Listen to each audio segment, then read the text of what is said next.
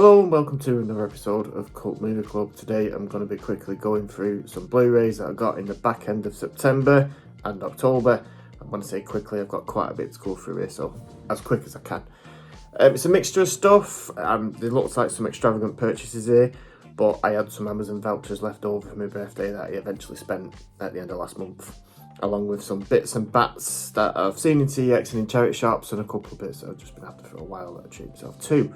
So let's not waste any time and let's delve straight in and see what we've got. So first of all is the Blu-ray title that I have been after for as long as Blu-rays have been going, and that is the Dolph Lundgren movie Dark Angel, which finally came out in September on the Final Cut label.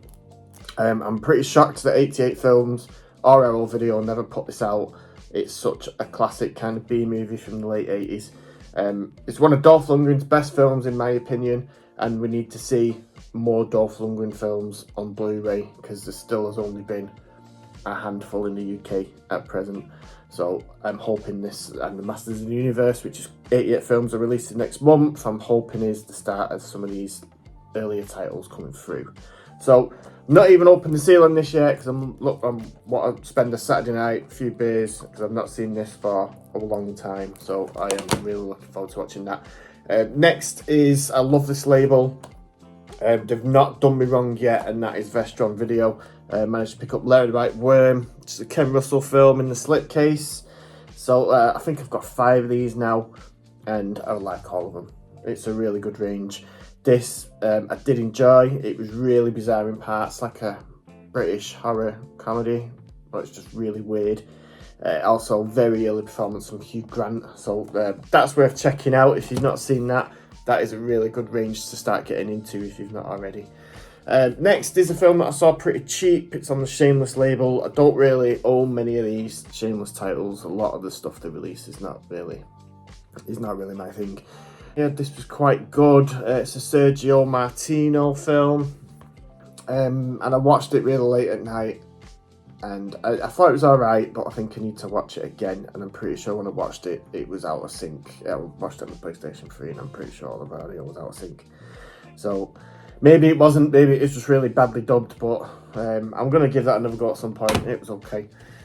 Next is a film that I saw in a charity shop but never heard of before, Come Play, and it's a German import. I don't think it's ever had a UK Blu-ray release. I think it came out about 2020, 2021 actually. It's a Universal film. I've never seen it. It's actually in Amblin Pictures, so quite interesting. Don't know much about it, but I saw it cheap, so I thought I'll pick that up, see what I'd like. I've still not watched it yet, so my to-do list. So is The Last Kumite, which is a film that was on my radar from the start of the year. This was like a Kickstarter film that was funded and done quite cheaply, and it's in the vein of kind of like the 80s straight-to-video kind of fighting movies, like the Bloodsport sequels, Kickboxer sequels and all that. It's kind of in the same vein as those.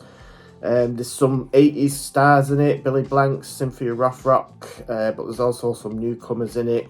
The Viking Samurai guy from YouTube's actually in this as well, so I've still not watched this yet. I am looking forward to checking that out because that is definitely going to be my cup of tea, I think. This is something that I am a bit delayed on, but I have finally got, and it's True Lies. Finally got this now. Finally had a Blu-ray release after all these years. So yeah, I'm quite happy to have this. I've not watched this yet either. I've seen the film many times. However, I need to watch it in high definition. Every time I've watched it, it's been on TV and it's probably been cut, and it's not very good. You know, it's just standard quality. So it'd be nice to watch this finally in HD. This isn't 4K. This is just a single Blu-ray release that's come out recently, which came out at quite a budget price. So I got that when it came out. Because we're on Schwarzenegger there, this is a film that I'd known about for a while, called The Iron Mask. But I heard that he wasn't hardly in it, even though he's on the front cover along with Jackie Chan. And I heard both of those people weren't hardly in this film, and that the film was pretty poor. So I've waited till I saw it at a £2 price point. So I thought, right, I'll pick it up now and give it a go. What made me pull the trigger also is because it was one of Rutger Hauer's last films as well. Although he is literally in this for about 40 seconds. And I'm guessing he died before they had a chance to do the ADR on it because it's not his voice, so it was really distracting. However, the effects are really good. The storyline's a bit all over the place. I really enjoyed the beginning because that is mainly where we see these two characters, and we see them again towards the end. However, the middle kind of lost my interest slightly, so not perfect at all, but kind of Sunday afternoon vibes on that one. It wasn't terrible. Following that, this is so I talked last time I did a Blu-ray pickup video. I talked a bit about Steven Seagal and in 2000s era.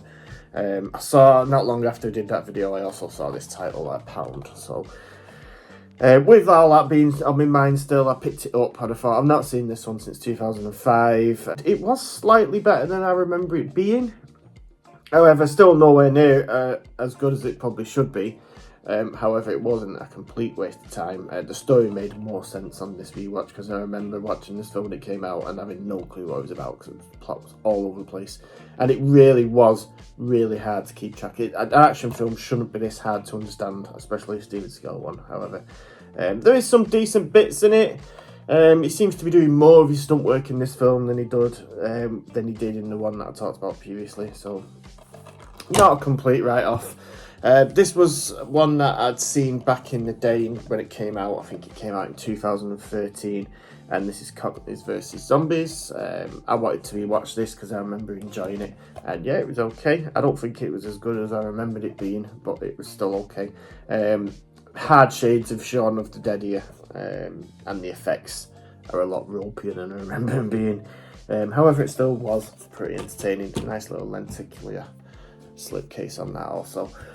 This is one now, me and my wife, a couple of months ago, we were watching the Final Destination series because they all appeared on Netflix and we fancied rewatching the whole thing again, and especially with the talk of a new one coming out next year.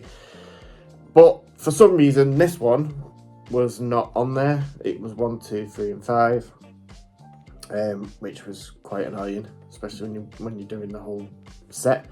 And we couldn't find this anywhere on streaming for free. We had to pay for it, and I don't really like paying for films that I'm not physically holding, to be honest, unless I'm at the cinema or something like that. So we just skipped it because it can be skipped. It didn't affect the continuity or anything like that. However, I did see this a couple of weeks ago for £1. So I thought, you know what, I'm going to get that and we'll just watch it at some point. And I was quite impressed to find also that it still has the 3D glasses inside. So I'll just hold those in.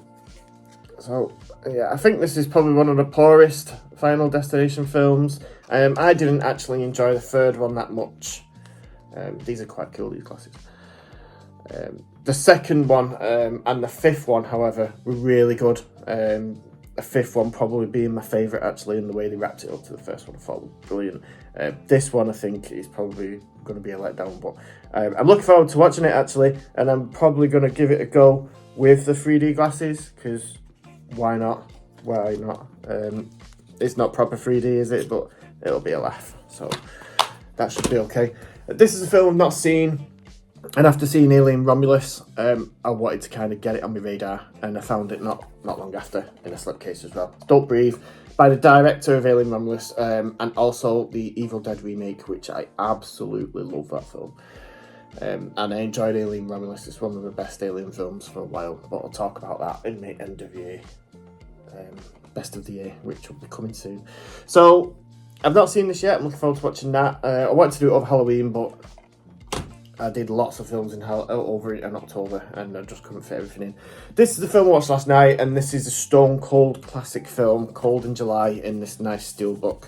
I don't know whether many people have seen this film, because I've not really heard many people talking about it. I was aware of it when it came out, but kind of missed it, and then flew right under the radar, and only appeared back on my radar when I saw this steelbook at an amazing price in CEX.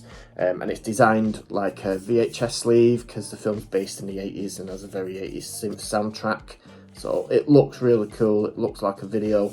It was in really good condition in the actual sleeve there. It looks like the video's actually in there. It's such a good film. Very, very good. Yeah, it starts off and you think it's one thing, and then by the end of the film it's something completely different. Absolutely great film if you've not seen it. Definitely try and seek this out. I don't even know if it's streaming anywhere. I've not certainly seen it on Netflix or anything. But if you see it cheap online, just pick it up and give it a watch if you're into similar films that I'm into. Unbelievably good. Check it out. Next one is Monster Man. This is a 101 Films release that I saw rather cheap, so I picked this up. I remember seeing this back in 2004 or 5 when it came out, but didn't remember it at all. And then I rewatched it pretty much after I got this. It was okay. Horror comedy, quite a bit of gore. It wasn't too bad. Next, I've not seen this one, is The Postman Fights Back, which was, again, a pretty good price in CEX. This is an 88 Films release, starring Chow Yun-fat. However, I think he's a supporting role, even though he looks like he's the main role. It's in a nice black case. Also comes with the poster, but I haven't seen this, so I haven't got an opinion on it as yet. Although it's a Ronnie Yu film, so fingers crossed that's pretty good. Here's another one. This is an 88 Films recent release. They recently brought back the Vault editions, which I was quite pleased of. However, they're yet to release something that I'm really interested in on this range. However, I saw this cheap, and I've never seen it before, so I thought I'd give it a go. And it was okay. It was alright. It was a pretty mild horror film. When it came out, it was an 18 certificate, and it used to be on the Vitco Vaults of Horror range on DVD, because I remember seeing it with an 18 certificate, and it was billed as like a nasty zombie film, and there's not even any blood in it whatsoever, and it's got an atmosphere, but it's not really that scary, and it's actually been downgraded for this release to a 12 certificate, so there you go. It was okay. Right, so we've got some box sets here now, so I've splurged a bit on these, but like I said, I had some vouchers and stuff. One of them I'd do a trade because I owned one of the films in the box set anyway, so I got a bit of money off that. So the first one was a set that I was curious in seeing some of the films in here, so I did bite the bullet on it, and it's the Love and Death set from Arrow Video. Now, I mainly got this set to watch the Tortoise King, which I really enjoyed. Watched that recently, and that was really good, really interesting film. I did watch Necromantic, and I'm not sure what to make of that, to be honest. I thought the documentary was actually better than the film. There's a documentary about the notoriety of that film in Britain towards the 80s, which I enjoyed more than the film itself. The film's got some pretty nasty scenes in it of, just to go a bit too far for me, but it is what it is. It's all right. So, looking forward to watching Shram, because I've heard that's quite good. And there's also the sequel to Necromantic 2, which I am not sure I'm looking forward to, but we'll have to watch at some point. So so it comes like that. That's hard to get hold of out of this set. If you're just after that, the Arrow Video release, it goes for big money. But in this set's pretty cheap. I got this part of the Arrow sale. Necromantic 2, and then the other sleeves are inside, so like there's if you want to flip it and not have little sleeves, you can do.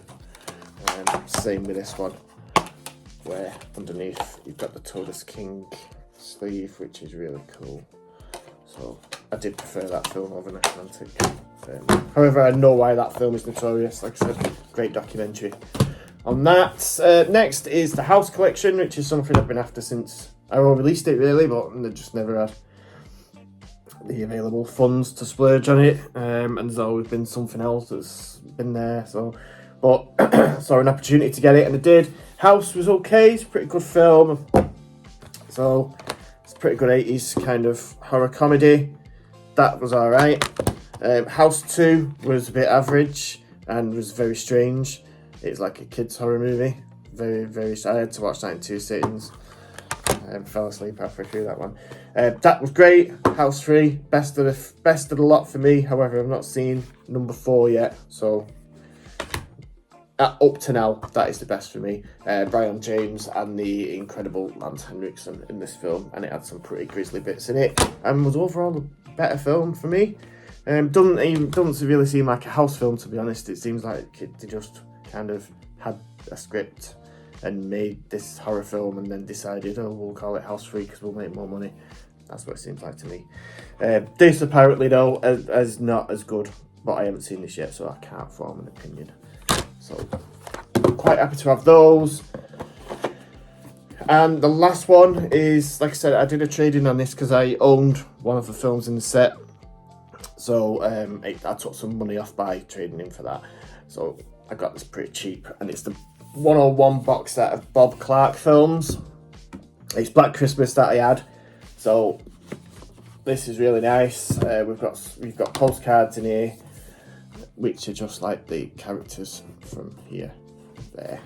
And then there's a booklet as well. And then we've got Black Christmas, which I already had traded in, like I said. This was a great film, Dead of Night. I'd never heard of this. I really enjoyed it. It's also called Death Dream. That was so good, so good. Worth checking out if you're into like 70s kind of zombie movies. That is a highlight. This I know of, but I have not seen, and it's Children Shouldn't Play with Dead Things, which is probably the next film I'm going to be watching. So yeah, that was pretty much everything that I got in the back end of September and October. I've not got anything in November. Probably going to keep it small with Christmas being on the horizon. So this is probably the last big one until Christmas. Maybe I'll do one around that time if I've got enough titles to do so. But yeah, there's some good stuff in there. I've still got a lot of films to watch there, and I've still also got quite a few films from previous Blu-ray videos to watch also. So still a long way to go. Still, my watch list I think is around 30. So I'm keeping it in that range. It's not ever going over that, so that's good. But I do need to get on top of it. So, however, it's not helping when you've got an unlimited card to go to the cinema, which is what I'm doing quite a lot of recently. So, thank you very much for watching, and I will see you again soon.